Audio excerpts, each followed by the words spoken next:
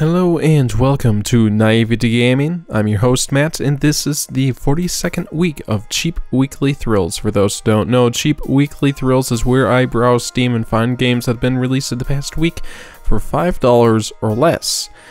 And this is the week of Tuesday, July 17th, 2018. Now for the game that I've chosen for this week is actually going to be quite a bit different to some of the games that I've normally done. And that is actually, interestingly named enough, Don't Bite Me, Bro. Don't Bite Me, Bro is a 1 to 4 player couch co-op open world zombie apocalypse game. Explore the world for resources, find and save survivors throughout the world, each with which become playable characters with unique traits and abilities. The developer and publisher is MUIFWEGO. MUIFWEGO?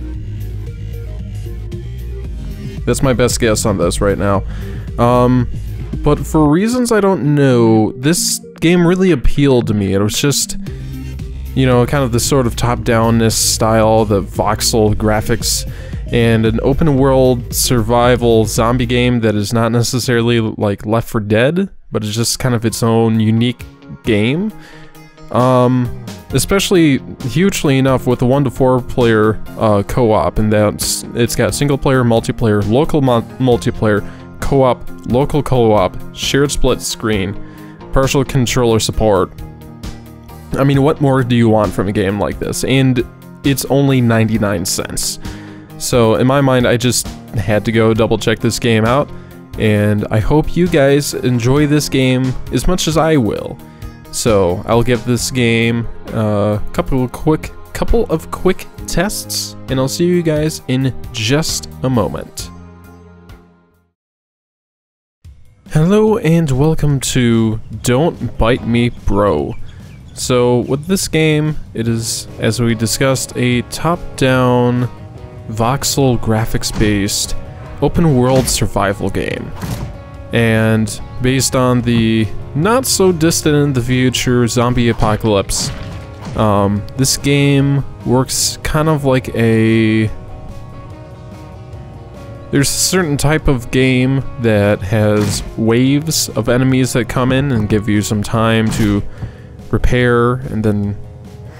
So, kind of in a weird way, kind of like a tower defense style in that kind of way, but you know there's more specific terminology to that. So, with this game, kind of the base for right now is defending this little place that you've built up. And what I mean by built up is you walk into the game and some old guy's like, hey, I've lived off the grid for a little bit. How about you just help out? So you cut down some trees, you grab some resources, and then you help upgrade some stuff. In this period of time, though, we have some zombies approaching. But for the most part, there really isn't a whole lot to worry about. Traditionally, you have to worry about like waves upon waves of zombies coming in as they're attacking your camp. But after you get past the tutorial, it gets pretty quiet like it is right now. It says Horde 4 is approaching, but it just mainly, I guess it just kind of means that they're just kind of roaming around, maybe.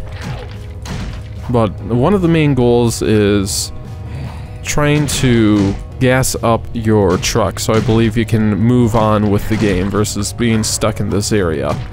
So, by doing so, I believe what you have to do is go siphon gas from other vehicles from the nearby area. So let's see if we can grab here. So this is our truck. We'll just kind of go about, driving here to there. A little bit worried on the side of about how much damage your truck can take. But for now, we can drive around for a little bit. I don't know why our base of operations is just some random camp that we have found versus kind of like having a goal to get on with the story. Wonder how we get out of our car, actually. So let us get rid of some of these guys. Guide to base. Let's just grab this person, let's get on to it. Get back to our camp. We do have a horde approaching soonish. So I believe it's more or less kind of a case that we should look at defending the camp or getting close to that. I should confirm that the controls are going to be, as of right now, keyboard and mouse, which will be WASD for movement. Use kind of like a accept. Q is another version of accept. Dashing is going to be spacebar. You hold right click to aim and then left click to shoot, and then I'll show you how much ammo you have up kind of in your bar next to your health and whatnot. Then you kind of use left click to interact with the world, really.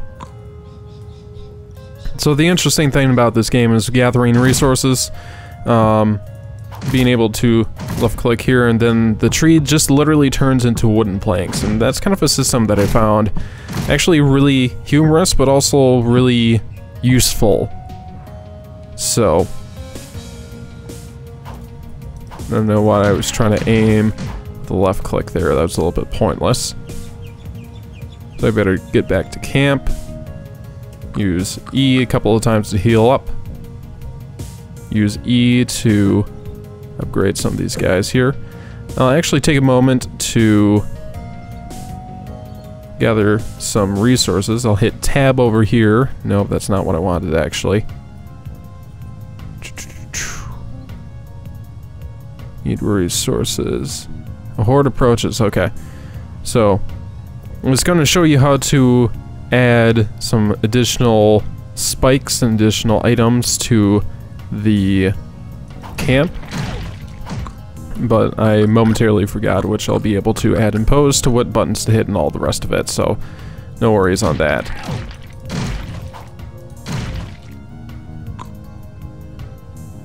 So we have these little bullet boxes here, and of course you left click them to be able to open them up and then grab said bullets.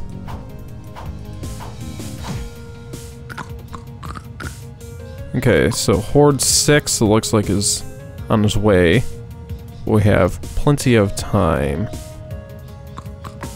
So you hit Q to be able to...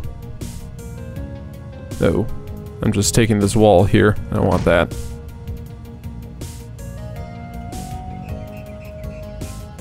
You hit Q to take out things that you don't want, apparently. So I'll just kind of move that back wherever I had that.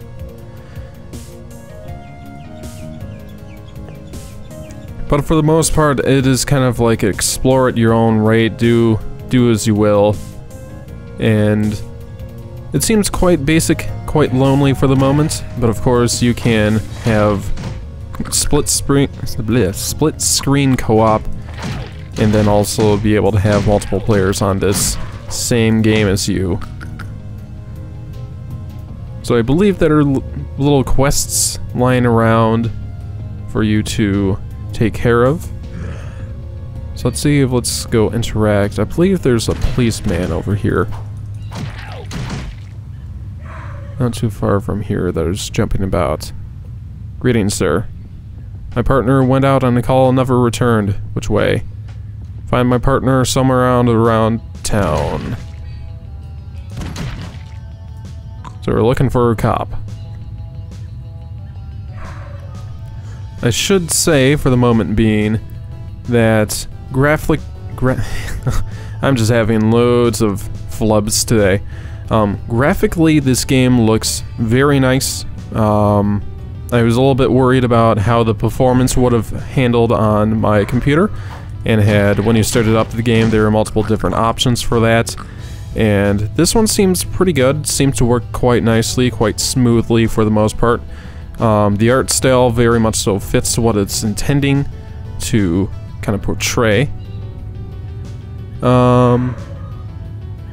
Sound design, it does say that it has music, and I would have thought that having, you know, running sounds or additional sound effects rather than just occasionally, you know, some sword hitting or gunshots would have been appreciated, but I will have added some music in post-production so you guys aren't listening to just me talk and get a little bit anxious or nervous when that only happens. So this new mission that we have here is to attack 12 monsters, and they give it quite a lot of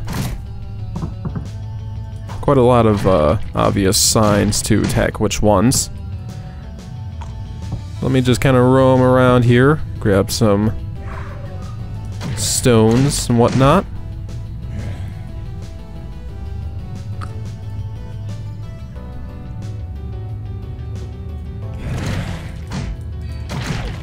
A little bit low on health, so I should be a little bit mindful of that here as I am moving forward. Okay, so I can attack through walls, that's nice to know, but the mobs are seemingly a little bit glitchy around fences. Oh, great, and I died. Neat. So you respawn back at camp as a new player. So just kind of quickly eat up, and hopefully we can go back to that mission and see if we can complete that.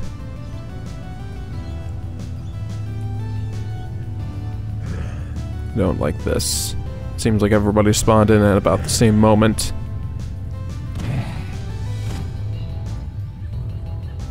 There we go.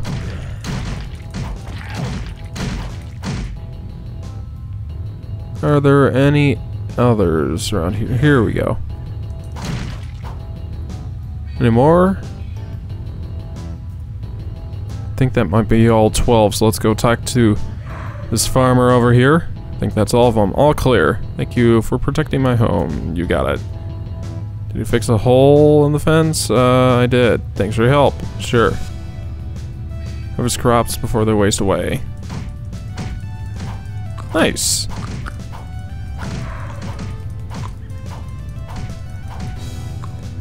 That's quite nice of him that we were able to get some of his crops.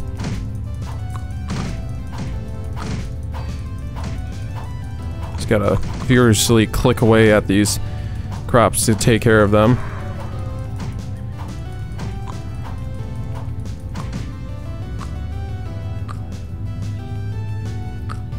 Alright, perfect.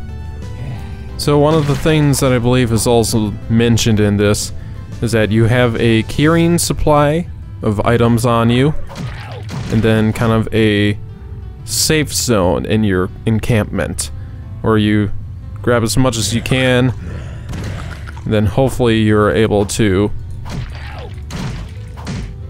kind of save everything away when you get back to camp. So if you have multiple players and you have, what, 20 bullets and then 32 different food-related items, and you're a little bit worried that you're going to be losing them, you better drop them off at camp first. And then you can be able to, like I was saying, just probably have your other friends pick up some of that as well while they're at camp. So let's see what happens here. So we'll cook some stew, eat some stew. So the food resource in camp goes down a little bit when you eat at the kind of campfire. So I'm going to grab some more wood, see if I can build up camp just in time for the next horde.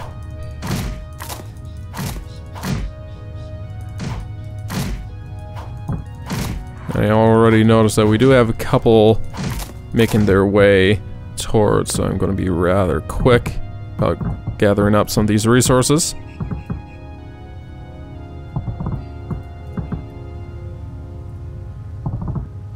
There we are. 46 on hand. Taking care of him. A horde approaches. So I'll quickly run on in. Take care of at least. Nope, I can't seem to take care of any fortifications until after the horde.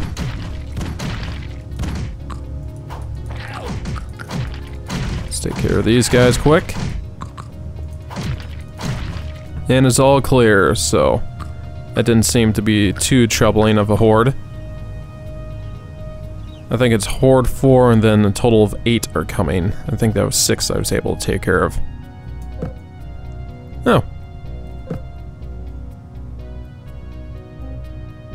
I didn't mean to have a chain link fence, but apparently I do. So that's just there now. It looks so tacky and out of place.